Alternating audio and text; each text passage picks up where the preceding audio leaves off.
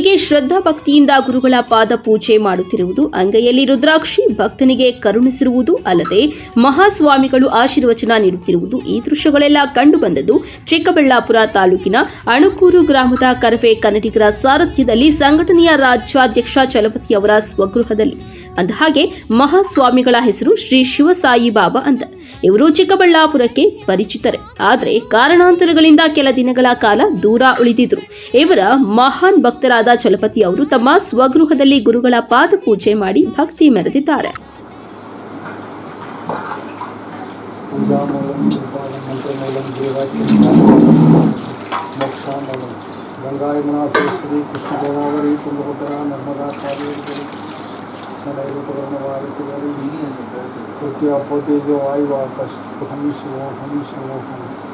पूजामूलम गुरुपादम मंत्र भक्ति ज्ञान वैराग्य वंशा वृद्ध पुत्र पवित्र कवित्र धनकनक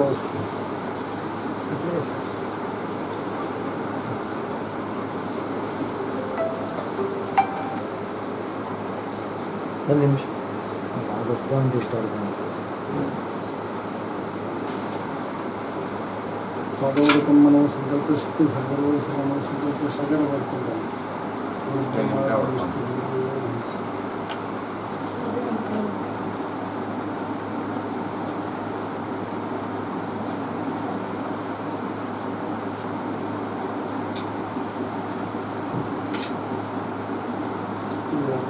ನಮಸ್ಕಾರ ಮಾಡಿ ಬಾಯ್ ಬಾ.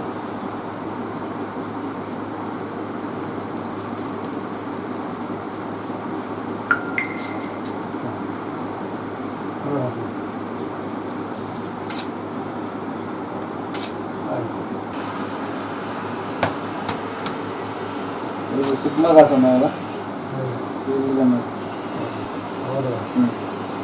ಡೇಟಿಂದ ಆಗಿಲ್ಲ ಸರ್. ನವಂಬರ್ ಇರ್ತಿಲ್ಲ ಅಕ್ಷಂತೆಗಳು ಹಾಕಿ. ಇನ್ನು ನಂತರ ಮಾತನಾಡಿದ ಶ್ರೀ ಶಿವಸಾಯಿ ಬಾಬಾ ಅವರು, ಪ್ರತಿಯೊಬ್ಬರಿಗೂ ಗುರುವಿನ ಅನುಗ್ರಹ, ಸತ್ಸಂಗ ಮಾರ್ಗ, ವಿಶ್ವಾಸವಿದ್ದರೆ ಒಳ್ಳೆಯ ಕೆಲಸಗಳು ಆಗಿ ಮನಸ್ಸಿಗೆ ಶಾಂತಿ ಸಿಗುತ್ತದೆ, ಅಭಿವೃದ್ಧಿ ಹೊಂದುತ್ತಾರೆ ಎಂದು ಆಶೀರ್ವಚನ ನೀಡಿದ್ದಾರೆ. ಶಿವೋಹಂ ಸಾಯಿವೋಹಂ ಸಾಯಿವೋಹಂ ಓಂ ನಮಃ ಶಿವಾಯ. ಗುರುದೇವಾಯ ನಮಃ. ಅನ್ನದಾತ ಸುಖೀ ಭವ. ಗುರುಭ್ಯೋ ನಮಃ. ಓಂ ಶಾಂತಿ. ದೇಶದಲ್ಲಿ ಇದ್ರೂ ಕೂಡ ಸಮಯಕ್ಕೆ ಬಂದು ಅವರಿಗೆ ಅಕ್ಷತೆ ಕಾಳನ್ನು ತಲೆಯ ಮೇಲೆ ನಾವು ಒಳ್ಳೆಯದಾಗಲಂತ ಆಶೀರ್ವಾದ ಮಾಡಿ ಚೆನ್ನಾಗಿರ್ಬೇಕಂತ ಬಳಸ್ತಾ ಇದ್ದೀವಿ. ಮತ್ತು ಯಾವ ಶಕ್ತಿ ಇಲ್ಲದಿದ್ದರೂ ಗುರುವಿನ ಅನುಗ್ರಹ, ಗುರುವಿನ ಶಕ್ತಿ, ಗುರುವಿನ ಒಂದು ಸತ್ಸಂಗ ಮಾರ್ಗ, ವಿಶ್ವಾಸ ನಮ್ಮೊಳಗೆ ಇದ್ದರೆ ಎಲ್ಲ ಕಷ್ಟಗಳನ್ನು ಪರಿಹಾರ ಆಗ್ತಾವ. ಮನುಷ್ಯಗೆ ಶಾಂತಿ ಸಿಗುತ್ತೆ, ಒಂದು ಬಲ ಸಿಗುತ್ತೆ.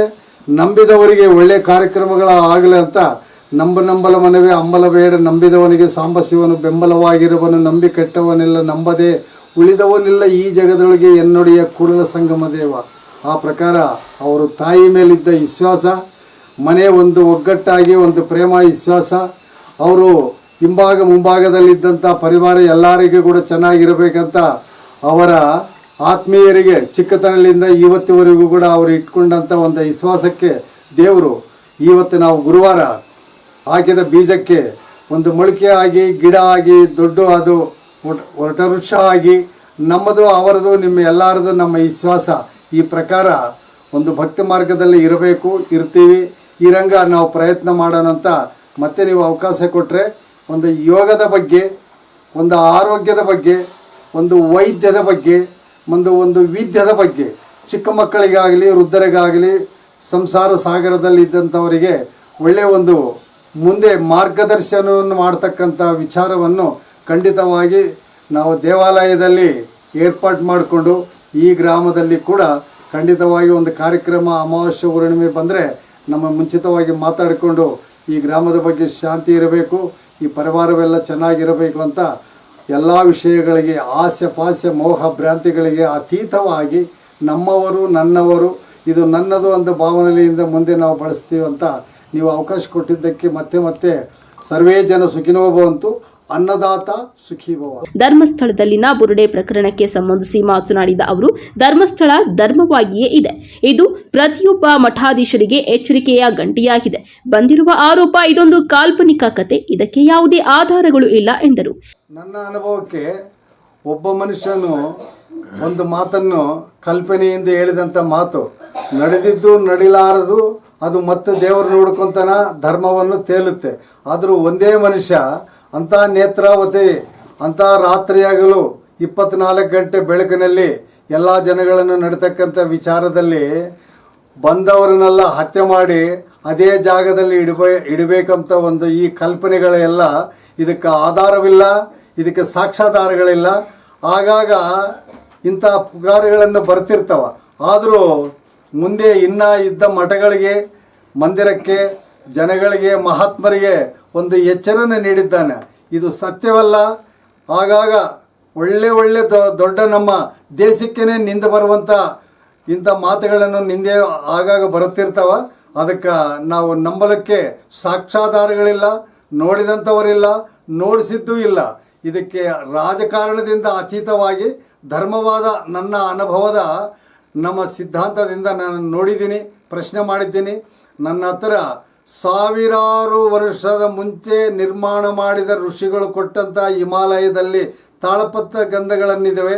ಯಾಕೆ ನಡೆದಂಥ ನನ್ನ ಅನುಭವಪಟ್ಟು ನನ್ನ ವಿಶ್ವಾಸಪಟ್ಟು ನೋಡಿದ್ದೀನಿ. ಧರ್ಮಸ್ಥಳದ ಧರ್ಮವಾಗೇ ಐತೆ, ಆಗಲಿ ಆ ಧರ್ಮದಲ್ಲಿ ಇಲ್ಲ. ಮೊನ್ನೆ ಬಂದಂಥ ಮಾತು ಅದು ಸ್ವಪ್ನ ಅಂತ ತಿಳಿ ನಿಜವಲ್ಲ ಅಂತ ನನ್ನ ಅನುಭವದಿಂದ ನಾನು ಹೇಳುತ್ತೀನಿ. ಚಲಪತಿ ಅವರು ಮಾತನಾಡಿ, ಶ್ರೀ ಶಿವಸಾಯಿ ಬಾಬಾ ಅವರ ಜೊತೆ ನನಗೆ 25ರಿಂದ 30 ವರ್ಷಗಳಿಂದ ನನಗೆ ಒಡನಾಟವಿದ್ದು, ಅವರ ಗುರೋಪದೇಶದಿಂದ ನನಗೆ ಒಳಿತಾಗಿದೆ. ಆದ್ದರಿಂದ ಗುರುಗಳಿಗೆ ಪಾದಪೂಜೆಯನ್ನ ಮಾಡಿದ್ದೇನೆ ಎಂದರು. ಈ ದಿನ ನಮಗೆ ನಮ್ಮ ಶಿವಸಾಯಿ ಬಾಬಾ ಅವರು ಸುಮಾರು ನನಗೆ ಒಂದು 25-28 ವರ್ಷಗಳಿಂದ ನನಗೆ ಪರಿಚಯ ಆಗಿರ್ತಾರೆ. ಮತ್ತು ಅವರ ಒಂದು ಆಶೀರ್ವಾದ ಕೂಡ ನಾನು ಪಡೆದಿರ್ತೀನಿ. ಸುಮಾರು ವರ್ಷಗಳು ನನ್ನ ಒಂದು ಕಂಪನಿ ಮಾಡಿದಾಗ ನಾನು ಆ ಕಂಪ್ನಿಗೆ MD ಆದಂಥ ಸಂದರ್ಭದಲ್ಲಿ ಕೂಡ ಇವರೇ ಬಂದು ಪೂಜೆ ಮಾಡಿ ಹೋಗಿರ್ತಾರೆ. ಇಲ್ಲ ಚೆನ್ನಾಗಿದ್ದೀನಿ. ಸುಮಾರು ವರ್ಷಗಳ ಹಿಂದೆ BTM ಲೇಔಟಲ್ಲಿ ಸ್ವಾಮಿಗಳ ಆಶ್ರಮ ಇತ್ತು. ಆ ಆಶ್ರಮಕ್ಕೆ ಹೋದಂಥ ಸಂದರ್ಭದಲ್ಲಿ ಕೂಡ ಹಲವಾರು ಜನ ಭಕ್ತಾದಿಗಳು ಬಂದು ಅವರು ಯಾವುದೇ ವಾಹನ 50 ಲಕ್ಷ ಇರಲಿ, 25 ಲಕ್ಷ ಇರಲಿ, 1 ಕೋಟಿ ರೂಪಾಯಿ ವಾಹನವನ್ನು ಇಲ್ಲಿ ತಂದು ಗುರುಗಳ ಆಶೀರ್ವಾದ ಪಡೆದು ಗುರುಗಳ ಕೈಯಲ್ಲಿ ಪೂಜೆ ಮಾಡಿಸ್ಕೊಂಡು ತೊಗೊಂಡು ಹೋಗ್ತಾಯಿದ್ರು. ಇದಾದ ನಂತರ ಗುರುಗಳು ಒಂದು ಜೀವ ಸಮಾಧಿ ಅಂತ ಆಗ್ತಾರೆ. 24 ಗಂಟೆಗಳ ಕಾಲ ಜೀವ ಸಮಾಧಿ ಆಗ್ತಾರೆ. ಆ ಜೀವ ಸಮಾಧಿ ಆದಂಥ ಸಂದರ್ಭದಲ್ಲಿ ಕೂಡ ನಾವು ಅಲ್ಲೇ ಇರ್ತೀರಿ. ಆ ಜೀವ ಸಮಾಧಿ ಆಗಿ ಅಲ್ಲಿಂದ ಎದ್ದು ಬರ್ತಾರೆ. ತದನಂತರ ಏನೇನು ನಡೀತು ಎಲ್ಲರಿಗೂ ಗೊತ್ತಿದೆ. ನಮ್ಮ ಚಿಕ್ಕಬಳ್ಳಾಪುರಿಗೆ ಇವರೇನು ಹೊಸಬರಲ್ಲ, ತುಂಬ ಹಳಬರು ಇದ್ದಾರೆ. ಇವರು ಚಿಕ್ಕಬಳ್ಳಾಪುರಕ್ಕೆ ಒಂದು 25-30 ವರ್ಷಗಳಿಂದ ಒಡನಾಟ ಇದೆ. ನಮ್ಮ ಶಿವಸಾಯಿ ಬಾಬಾ ಒಂದು ಆಧ್ಯಾತ್ಮಿಕ ಗುರುಗಳು. ನಮ್ಮ ಮುಂದೆ ಎಲ್ಲ ಒಂದು ವಿಚಾರಗಳನ್ನು ಮತ್ತು ಆಧ್ಯಾತ್ಮಿಕ ಚಿಂತೆಗಳನ್ನು ಕೂಡ ನಮಗೆ ಎಷ್ಟೋ ಸಲ ಮಾಹಿತಿಯನ್ನು ಕೊಟ್ಟಿದ್ದಾರೆ. ಅವರ ಒಂದು ಮಾರ್ಗದರ್ಶನದಲ್ಲಿ ಮತ್ತು ಅವರು ಏನು ನಮಗೆ ಮಾರ್ಗದರ್ಶನ ನೀಡಿದ್ರು ಅದೇ ಮಾರ್ಗದರ್ಶನದಲ್ಲಿ ನಾವು ಇಲ್ಲಿ ತನಕ ನಡ್ಕೊಂಡು ಬರ್ತಾಯಿದ್ದೀರಿ. ಇವತ್ತು ಕೂಡ ನಮ್ಮ ಮನೆಗೆ ಕರೆದು ಗುರುಗಳ ಒಂದು ಪಾದಪೂಜೆ ಮಾಡೋದ್ರ ಮುಖಾಂತರ ಗುರುಗಳ ಆಶೀರ್ವಾದ ಗುರುವಾರ ಪಡಿಬೇಕಂತ ಒಂದು 15 ದಿವಸದಿಂದ ತೀರ್ಮಾನ ತೊಗೊಂಡಿದ್ವಿ. ಈ ದಿನ ಗುರುವಾರ ಆಗಿರೋದ್ರಿಂದ ಗುರುಗಳನ್ನು ಕರೆಸಿ ಗುರುಗಳ ಪಾದಪೂಜೆ ಮಾಡಿ ಆಶೀರ್ವಾದವನ್ನು ಪಡೆದಿದ್ದೀನಿ.